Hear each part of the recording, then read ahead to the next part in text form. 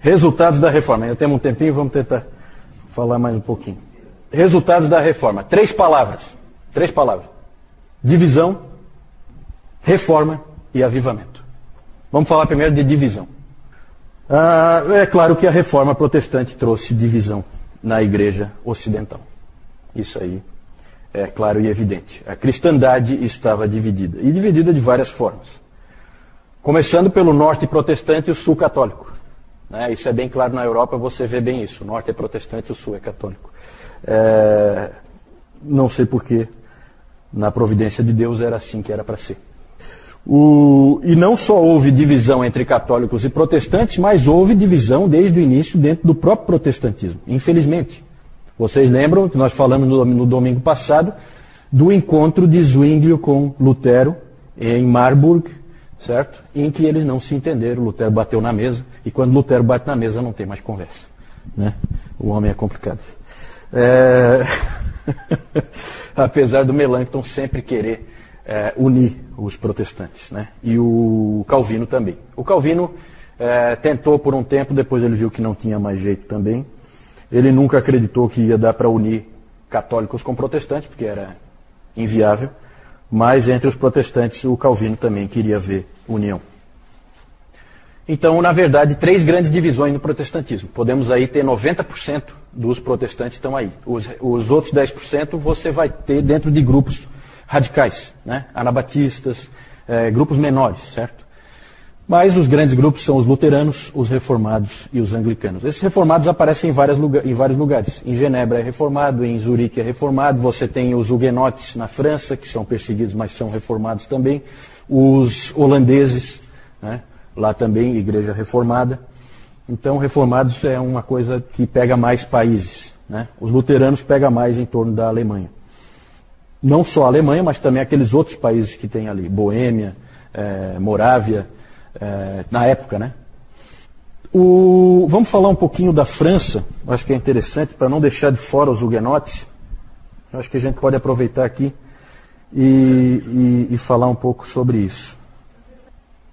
Sim, não, é que eu quero falar especificamente dos reformados, só que na França, os huguenotes, assim chamados, certo? Não sei por que o nome deles, esse era o nome que os inimigos davam para eles, né? Huguenotes. Eu acho que é interessante a gente falar um pouquinho deles. Não tem como a gente entrar em detalhes, mas eles são importantes inclusive para a história da igreja no Brasil, né? Porque nós poderíamos ter tido uma colonização de huguenotes aqui, né? Não tivemos por muito pouco, certo? Graças aos heróis da sua infância, José de Anchieta e Manuel da Nóbrega, que convenceram o Mendes Sá para mandar o Estácio de Sá lá matar todo mundo. Certo? Então, aqueles heróis seus, né, da infância, certo? Foram os responsáveis por acabar com o protestantismo que tinha uma chance, né? Não era uma chance muito consistente, mas tinha uma chance. Depois eu vou falar um pouco mais sobre isso, tá? Antes disso, eu quero falar só... Daqui a pouco já está na hora do nosso intervalo. Eu só quero falar de uma coisa nova que aparece. Os países passaram a ter que tratar de uma coisa que não existia antes. Pluralismo religioso. Agora a igreja não é mais uma só. E em alguns países você tem várias igrejas coexistindo e o que fazer. Tudo isso é muito novo. Não sabemos como lidar com isso. Hoje, para nós, é tudo muito normal, né? Eu saio daqui, eu estou numa igreja batista, daqui a pouco eu passo na frente de uma católica, depois uma presbiteriana, e tudo é muito normal, porque nós vivemos no nosso tempo, mas ali isso não é tão óbvio, certo? Vamos tentar nos colocar no lugar das pessoas daquela época. Alguns países tinham uma fé só. Alguns eram católicos. Quem? Espanha, com certeza. Portugal, sim. Itália, né? Países de uma fé só. Tranquilo, não tem maiores problemas, certo? Tem países protestantes? Tem? Escócia, que mais? A Alemanha não. A Alemanha é toda dividida. Exatamente, é anglicana, é protestante, certo? Irlanda é católica, né? Irlanda é católica.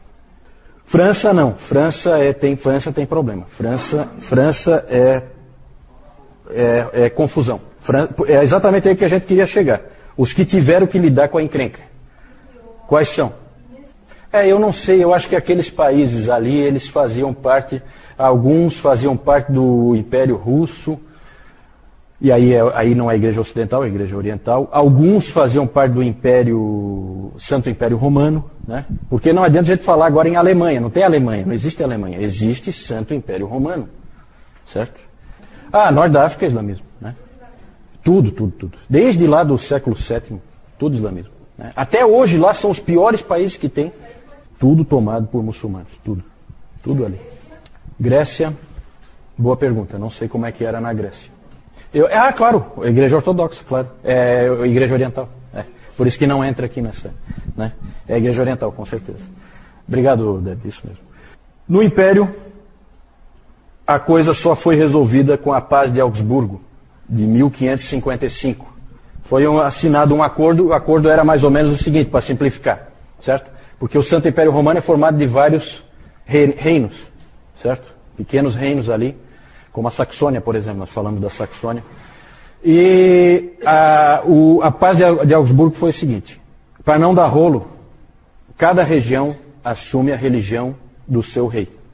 Interessante, né? Então você se converte à religião do rei, aí você está tranquilo. Senão você sai porque ali não pode ficar, né? Então eles não permitiram assim um pluralismo realmente, né? Eles na verdade acharam uma outra solução. Você tem, dentro do Santo Império Romano, depende do reino que você está, é católico ou é protestante. Na França, nós temos uma minoria calvinista e um reino fortemente católico. Esse é problema, isso é explosivo.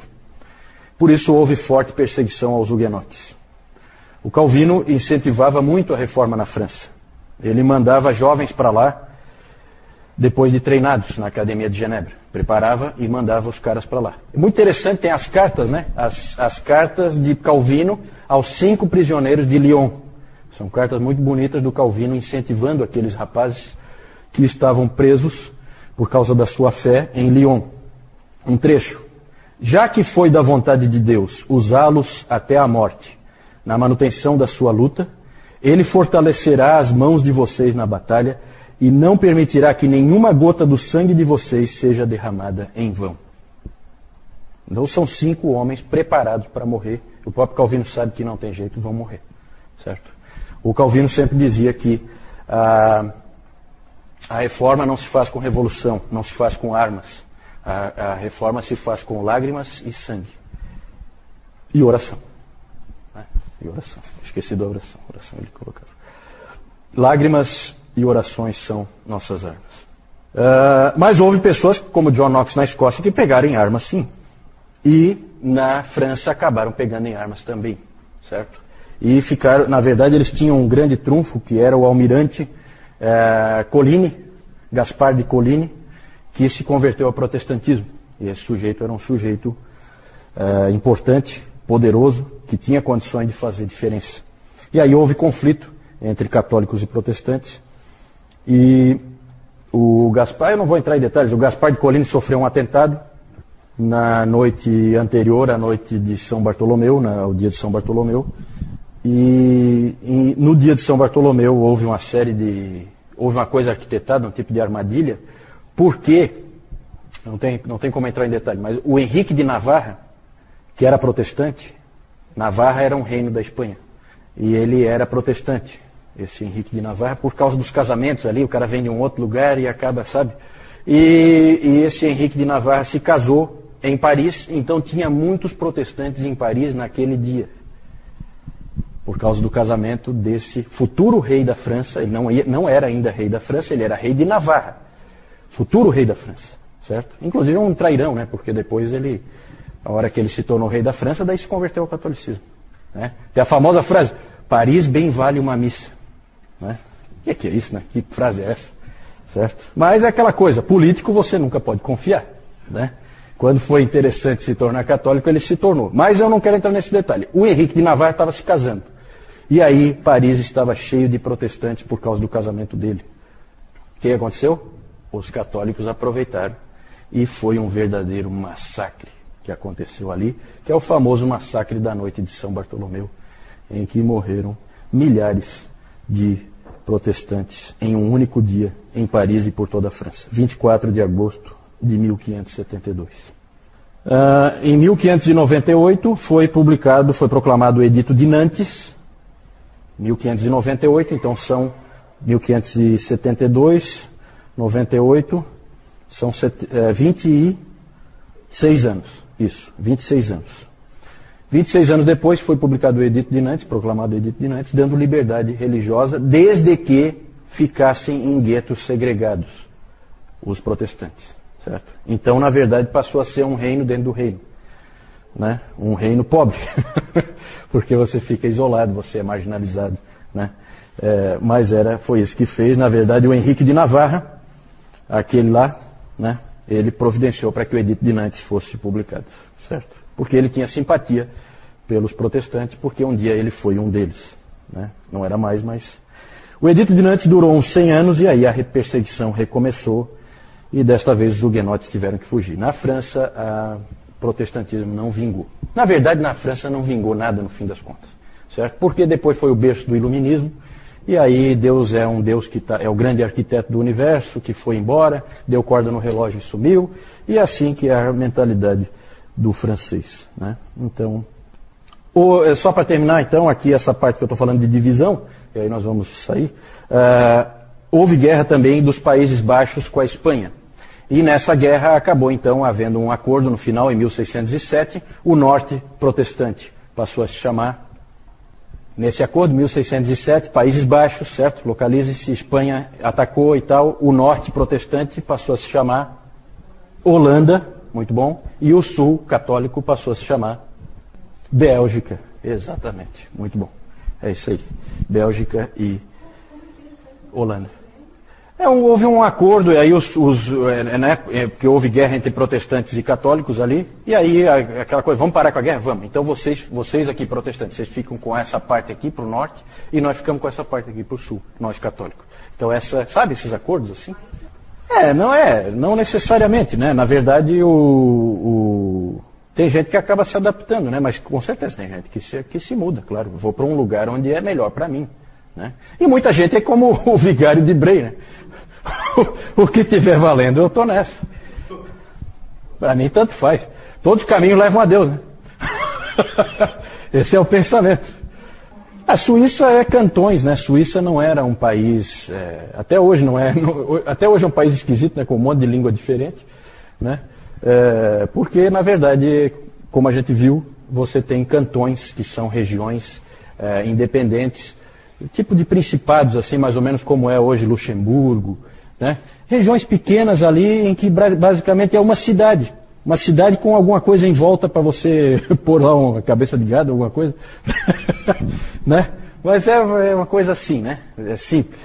E, então a Suíça era assim já desde o tempo da Reforma, né? Você fala de Zurique, não, a Suíça é protestante, né? A Suíça tinha alguns cantões católicos, né?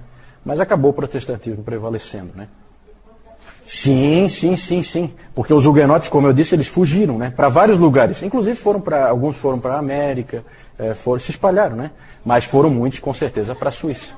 Com certeza, a Suíça era uma boa opção, né? A Suíça. A Holanda, só para terminar, a Holanda foi desde o início um exemplo de liberdade religiosa, né? Foi um dos primeiros países assim em que começa a aparecer alguma liberdade religiosa. Vamos retomar então, falei que eram 3 palavras que a gente ia usar: divisão, reforma e avivamento, como resultado da reforma. Reforma, evidentemente, se o nome é reforma protestante, é evidente que um resultado da reforma protestante foi reforma, né? A igreja estava modificada, e estava modificada em várias frentes. A gente pode imaginar, eu vou deixar como exercício para vocês fazerem aí, imaginar o quanto mudou a igreja. Não é pouca coisa. Surgem até novos personagens, como a figura do pastor pregador. A figura do pastor pregador não existia antes, certo? Existia a figura do padre. Esse pastor pregador, ele inclusive tem família. Isso é totalmente novo, certo? E o padre, onde é que é o habitat natural do padre? O altar, não, mas em termos da vida de igreja, é o altar e o confessionário, certo? Então ele reza a missa, ele eleva aquela hóstia e ele ouve a confissão das pessoas, basicamente é isso que ele faz. E agora a figura do pastor pregador, ela é bem diferente, o habitat dele passa a ser o local onde ele estuda a palavra, ele é um estudioso da palavra, a sala de estudos e o púlpito onde ele prega, certo? São coisas novas, gente, tudo isso aí é novo. Outras coisas interessantes, em 1523, o Zwinglio, já falamos do Zwinglio, ele começou a usar a túnica acadêmica, certo? Vocês já viram o próprio, aqui na própria capa do livro Os Puritanos, Suas Origens e Seus Sucessores, tem uma foto do Lloyd Jones em que ele aparece com aquela túnica, né? Que é muito comum. Os pastores usavam uma túnica. Você vai numa, não sei como é que está hoje, acho que não tem mais, né? Eu acho que não tem mais, né? Na luterana não se usa mais, né? Ainda usa a túnica, né? Então era comum os pastores protestantes usarem essa túnica. Na verdade, em vez a estola sacerdotal e coisa, não. Nada desse tipo de simbolismo. O simbolismo era de um acadêmico, um estudioso. Quem vinha ali pregar é um estudioso da palavra. Né? Então por isso que ele vinha assim de beca, parece que ele está vindo numa formatura. Né? O Zwinglio que começou com isso aí. E realmente os pastores protestantes, quando iam pregar, eles sempre estavam com aquela túnica. E na teologia, né, nós tivemos enormes mudanças, surgiram várias confissões protestantes. A Confissão de Augsburgo, de 1530, já falamos dela, né, escrita pelo Melanchthon. E também, no caso dos luteranos, eles têm como regra a Confissão de Augsburgo, junto com, principalmente, a Fórmula da Concórdia, de 1580. Ali houve um acordo quanto a monergismo, sinergismo e tal, essa coisa toda que nós já comentamos um pouco. Dentro do ramo reformado, você tem a Confissão Gálica, escrita por Calvino, certo? Foi ele que escreveu. A Confissão Escocesa, já falamos, escrita por Knox e mais 5 Joões. A Confissão Belga, escrita pelo Guido de Bré, que foi executado pelos espanhóis, certo? A Confissão Belga. A Segunda Confissão Helvética, que nós falamos aqui, escrita pelo Heinrich Bullinger, o genro do Zwinglio e sucessor do Zwinglio. E também a Confissão de Heidelberg. Essa é uma confissão muito legal, muito interessante, que era usada pela comunidade reformada da Alemanha, certo? Porque na Alemanha tinha também reformados, não tinha só luteranos. No Palatinato, que é uma região que tem lá, eles tinham muitos reformados. E aí o Zacarias Ursino, e um outro que eu não lembro o primeiro nome dele, o Oleviano, esses dois escreveram a Confissão de Heidelberg. Bem interessante também. Os 39 artigos da Igreja Anglicana. Todas essas várias confissões aí protestantes surgiram. A música foi um grande legado também. Muitos hinos bonitos, muita composição musical. Os salmos, né, todos os salmos musicados. Eu coloquei aí só um lembrete em relação à economia, tá? Cuidado, gente, com o que dizem nessa questão da economia, tá? Max Weber foi um sociólogo e economista da virada do século 19 para o 20, e ele escreveu um livro famoso, extremamente influente, cujo título é A Ética Protestante e o Espírito do Capitalismo, certo? E aí ele faz uma vinculação do calvinismo com o capitalismo, que é muito comum os jovens, quando estão na escola, estudarem que calvinismo e capitalismo andam juntos. Nada mais longe da verdade. O calvinismo não tem nada a ver com o capitalismo, são coisas completamente independentes, não há relação alguma, certo? Isso aí é uma opinião do Max Weber, muito mal calcada em fatos, certo? Pelo contrário, os reformadores sempre disseram que os cristãos devem cuidar dos pobres, porque Deus é o advogado dos pobres, certo? Isso é bíblico. Certo. Eu acho que aí tem um pouquinho de forçação de barra. Mas é interessante a Jussara colocar esse elemento, porque realmente pode ser uma interpretação equivocada do que o Max Weber colocou, né? Mas eu não quero entrar nisso não, isso é só um lembretezinho. Vamos lá. Reforma, então, mais do que evidente. Nós nem conseguimos falar de tudo que houve em termos de reforma na teologia, né? Quantas coisas eu deixei de falar no domingo passado, né? Propositalmente, porque nós não temos tempo. Sacerdócio universal de todos os crentes, certo? Livre exame das Escrituras. Tudo isso são presentes que nós ganhamos de Deus através dos reformadores. A terceira palavra pode passar aí, avivamento. Sempre há uma questão clara, a reforma foi um avivamento? Foi um movimento de avivamento? Sempre há discussão quanto a isso aí, né? Aquele período dos reformadores foi um avivamento? Gente, muitas coisas absurdas aconteceram. Guerras, derramamento de sangue, erros, excessos, divisões. O próprio Lutero, ele pensou em desistir de tudo, mais de uma vez, porque ele achava que as pessoas não estavam vivendo de acordo com o que elas criam, certo? Então ele tinha vontade, às vezes, de largar tudo, porque muitas vezes o indivíduo vinha e dizia, não, eu sou um luterano e tal, e a vida dele é um desastre. E porque a gente sabe, houve muito uso político do momento também, né? Pessoas não sinceras entraram junto, e isso a gente vê no próprio filme do Lutero, isso também está retratado, né?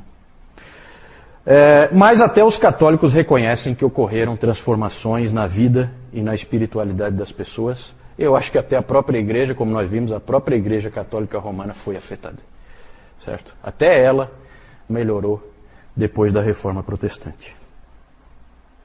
Tantas coisas que a gente deixou de falar, eu não tenho como falar, né? Falei aí o livre exemplo da Escritura, as marcas da verdadeira igreja, né? Pregação da palavra, nada de sucessão apostólica. Pregação da palavra, fiel, né? Pregação da palavra com fidelidade, administração correta dos sacramentos e exercício da disciplina eclesiástica. Marcas da verdadeira igreja. Tudo isso aí são herança dos reformadores. Não temos tempo para nos aprofundar, temos que seguir em frente. Só quero mostrar rapidamente aqui um quadro que existe sobre a noite de São Bartolomeu, todo o massacre que houve naquela noite. Ali o Gaspar de Coligny, depois nós vamos falar dele de novo, porque ele foi importante no envio do Villegagnon para cá, para o Brasil.